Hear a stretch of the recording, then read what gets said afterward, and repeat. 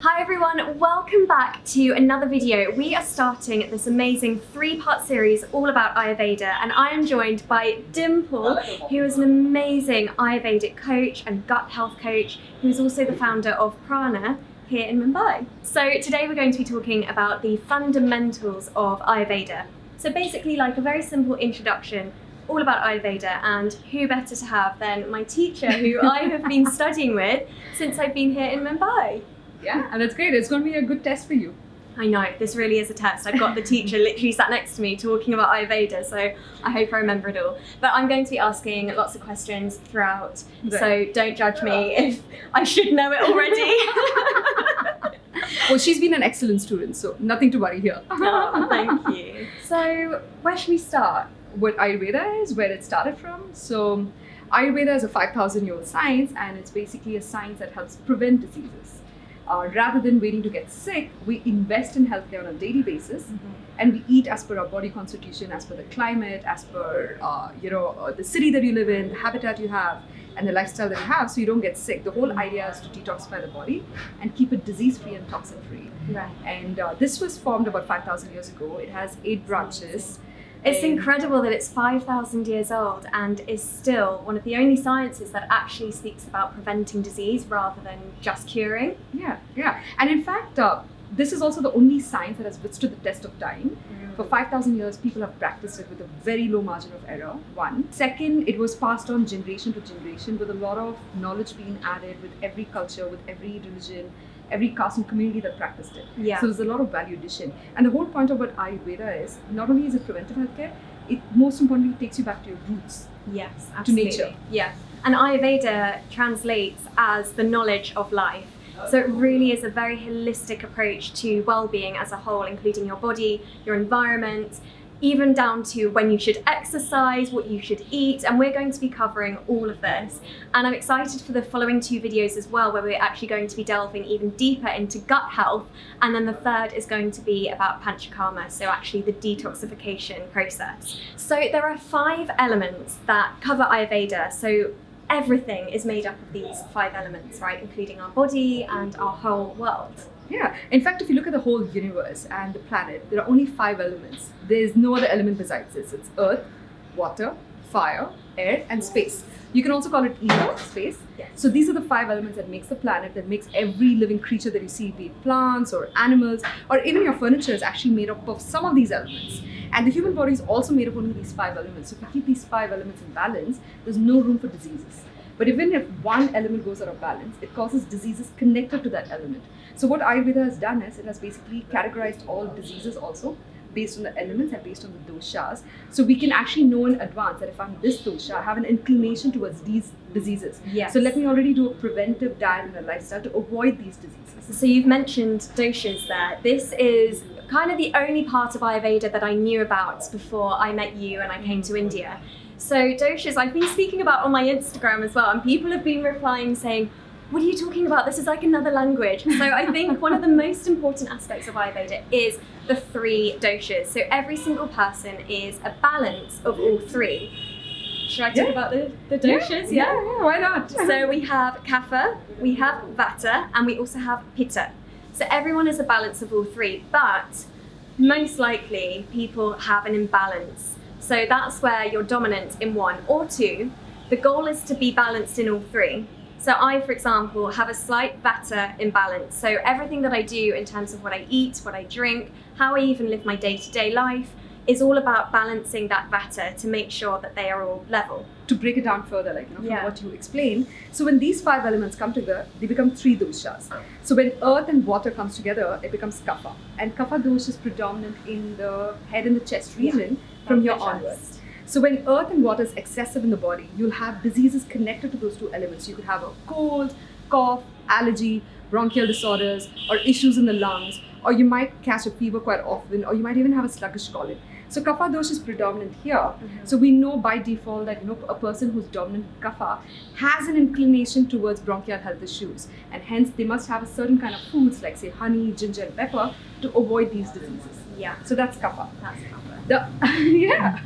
And in fact, Kapha is predominant between the age of 0 to 14. So children are born with a predominant Kapha dosh, which means they will have a tendency to catch a cold and a cough more often than an adult.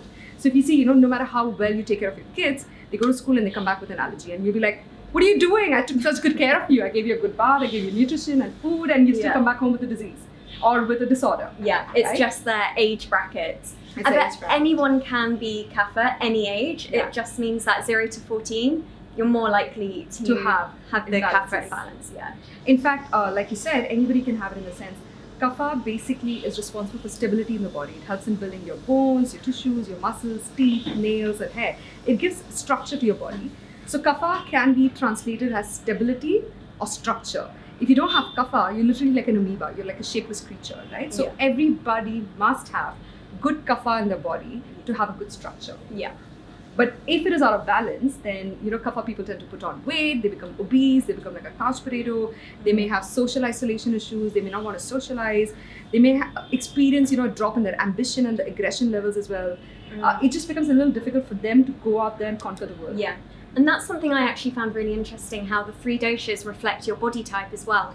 So almost just by looking at someone, you can predict what dosha they are. You obviously can't trust entirely that, because the doshas are so much deeper than that. It's all about your mental well-being, everything to do with how cold or hot you are. But looking at them, the body types, the larger bone structure tends to be Kapha. Yeah, and they generally have a large stocky frame. They have a very good bone structure and stability in their body.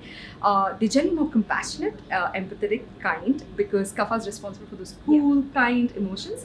And they are dense, heavy. They tend to have oily skin, smooth skin. They generally have good skin texture, and they generally have cooler bodies as well, which means they need to eat warm foods all the time, and their tastes are sweet, sour, and salty. So they need to eat bitter, astringent, and pungent foods if you're a Kapha dosh. So basically, whatever your body constitution is and the taste that you naturally like, you tend to need to go for the opposite to balance that out. So should we do the 6 tastes once we go through the 3 doshas? Sure. So now that you guys have understood what Kapha is, we could explain what Pitta is. So you remember the 2 elements of Pitta? Yeah, so Pitta is water and fire. There, she got it right. I got it right. Have I got this right? Yay! Water and fire. Yeah, so Pitta is water and fire. So out of the 5 elements, we spoke about earth and water coming together to become Kapha, and then we have water and fire that comes together to become Pitta dosh. And Pitta literally means metabolism. Pitta is responsible for the metabolic fire and the digestive fire that you have in your abdomen region, and hence Pitta is predominant in this region from the chest to the navel. So say if your Pitta is in balance, you'll have a good metabolic fire, but if your Pitta is out of balance, you'll experience burning sensation, acidity, hyperacidity, digestion issues, aggression, temper issues, hunger pangs. You cannot stay hungry for too long because you have an active metabolic fire. So I always think if someone is a very fiery person, psychologically, they're very on the point, very on the ball, but also quite a bitter tongue, that tends to be Pitta, and it comes from the fire inside of them. And in fact, the qualities are hot, oily, sharp, penetrating, and intense. They're very intense people and very passionate people as well. That's their mental make. The physical make would be medium body structure. They have good muscles, medium bone structure, and they tend to be leaner, not too thin, not too fat.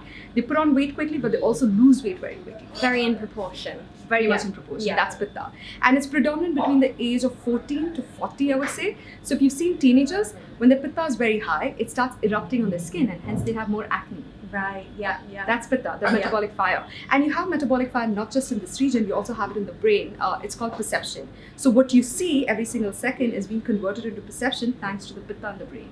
Absolutely. So Pitta is also predominant between the age of 14 to 40, and generally it's the teenagers who experience these symptoms.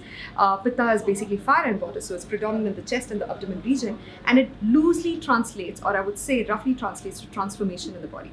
So any transformation that happens in the body is because of Pitta. The food that you eat is digested and broken down into energy and calories thanks to Pitta.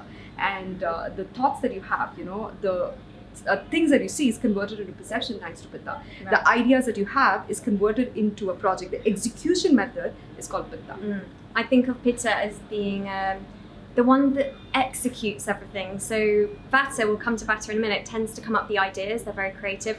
Pitta are the ones that actually do it. They're the go-getters, and they've got very clear vision and path in their minds. Oh yeah. And that brings us to Vata? Yeah, so Vata, on the whole kind of body constitution, I would say are the slimmer ones. So they tend to be slightly skinny, and they're also air and space. So they're naturally very, very light, very dry as well. They have they're quite cold, aren't they, as well? That is cold. Air and space. And she got it right. She's like one of her star students for this reason. So Vata is basically made of air and space, and it's predominant from the navel region and downwards. The qualities generally are dry, rough, light, thin, airy, cool. So Vata translates into movement. It's responsible for all movements in the body, like your blood circulating, your thoughts moving in your head is also because of Vata.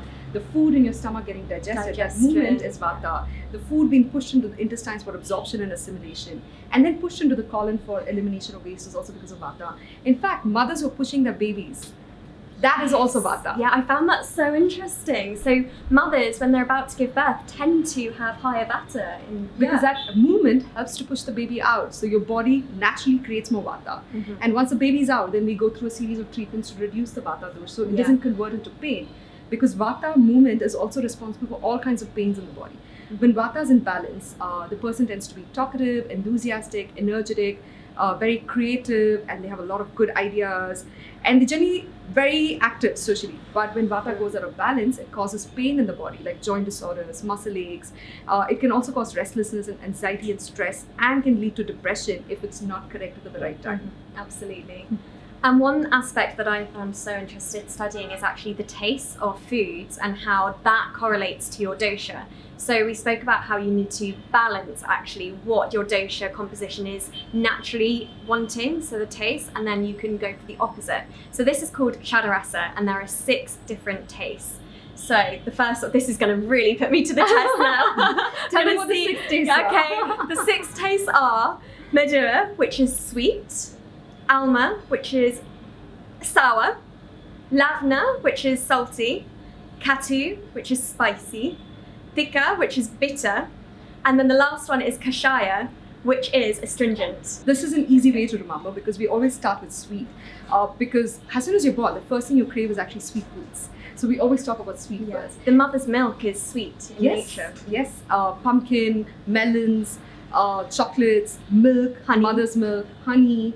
They're all sweet in taste, and sweet food actually helps in building tissues. Hence, when we're growing up, we crave more sweet foods. Yeah. And sweet, sour, and salty makes up the kapha dosh. So the kapha dosh people, usually predominant between the age of 0 to 14, but it doesn't mean that you don't have kapha at the age of 20 or 30. Your blood or your body tends to be sweet, sour, and salty, which means to keep it in balance, you do not eat these 3 tastes, you eat the other 3 tastes, which is bitter, astringent, and pungent.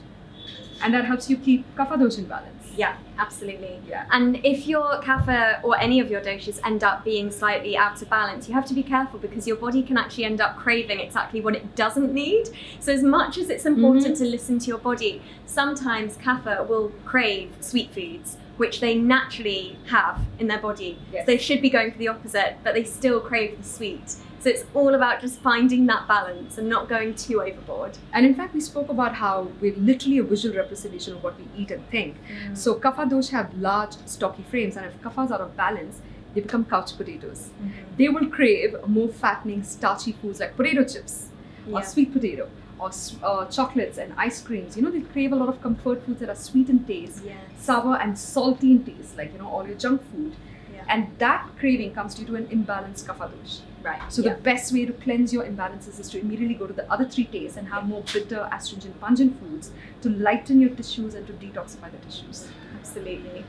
And I think it's quite easy to then go straight to Vata instead of Pitta, which we spoke about next, because Vata is the complete opposite of Kapha. She's been listening in class. I have. Also because I think I am naturally Vata. Why, the doctor has proven it, I'm Vata, so that's the one that I always think about.